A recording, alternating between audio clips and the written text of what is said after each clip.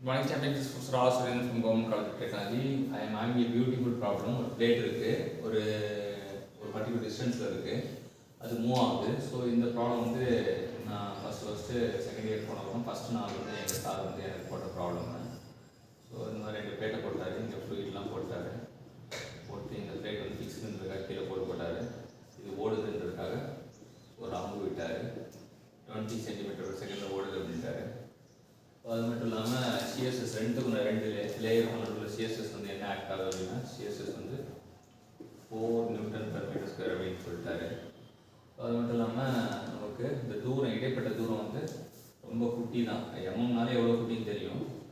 So 0.02 mm அப்படின்றாரு. நமக்கு என்ன கேட்டிருக்காங்கன்னா விஸ்காசிட்டி கேட்குறாங்க. விஸ்காசிட்டி கண்டுபிடிக்கிறது ஒரு பெஸ்ட் மெத்தட். இந்த மாதிரி இப்போ செட்டப் நம்ம உருவாக்குனா விஸ்காசிட்டியை கண்டுபிடிச்சிடலாம். ஸோ விஸ்காசிட்டி கண்டுபிடிக்கிறது இந்த செட்டப் வந்து நம்ம பயன்படுத்தலாம்னு வச்சுங்களேன். இப்போ விஸ்காசிட்டி கண்டுனா நம்ம tau equal to mu du/dy. So இந்த du/dy வந்து நமக்கு கான்ஸ்டன்டாக இருக்க பட்சத்தில் u/y கொடுக்கலாம். இப்போ சப்ஸ்டியூட் பண்ணுறோம். மியூ தான் தேவை, மியூ தேவைன்னா tau into y by u. Tau வந்து யூனிட் வந்து 4 தான் கொடுக்குறாங்க. y வந்து எவ்வளோன்னா 0.02 மில்லிமீட்டரில் இருக்குது. ஸோ மில்லிமீட்டர் மாற்றோம்னா 10⁻³ -3 போட்டால் தான் மில்லிமீட்டர் வந்து மீட்டராக மாறும். யூ கொடுத்துருக்காங்க 20 சென்டிமீட்டர் செகண்டு. 20 சென்டிமீட்டர் செகண்ட் வந்து மீட்டராக மாற்றோம்னா -2 ஆகும். -2 இது பண்ணோம் அப்படின்னா இப்போ நமக்கு இந்த 0.02 கூட வந்து 2 × 10⁻⁻2 போட்டுடலாம். ஸோ இப்போ 10⁻², அடிபட்டுடலாம். இப்போ நமக்கு என்ன பார்த்தீங்கன்னா இங்கே வந்து 2 அடித்தா 1 டைம்ஸ் 10 மேலே கொண்டு போனால் 4 ×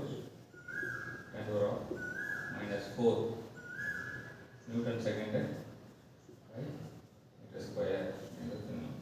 ஸோ நமக்கு தெரியும் 1 newton second per metre square equal to 10 poise newton வச்சுக்கல. ஸோ 10ஆல் பெருக்கணும் அப்படின்னா நமக்கு 4 × 10⁻³ பாய்ஸ் அப்படின்னு இருக்கும். ஸோ இப்போ நமக்கு இருக்கிற ஆப்ஷனில் பார்த்தீங்கன்னா option D is the right answer. -3 poise வந்து இல்லாதனால பாய்ஸை ஊற்றி கலந்துருக்கோம். நமக்கு ஜஸ்ட் இப்போ யூனிட் 2 பாய்ஸில் கொடுத்துருக்கான், 2 நியூட்டன் சைடில் கொடுத்துருக்கான். நம்ம கொஞ்சம் ஜஸ்ட் மிஸ் பண்ணால் கூட கரணம் தப்பினால் மரணம் அப்படின்ற மாதிரி சம்பவம் ஆகிடும். ஸோ இந்த மாதிரி கொஸ்டின்லாம் சிம்பிள் கொஸ்டின் தான். ஸோ இது சிம்பிள் கொஸ்டின், இது எல்லாருக்கும் தெரிஞ்ச ஃபார்முலா தான்.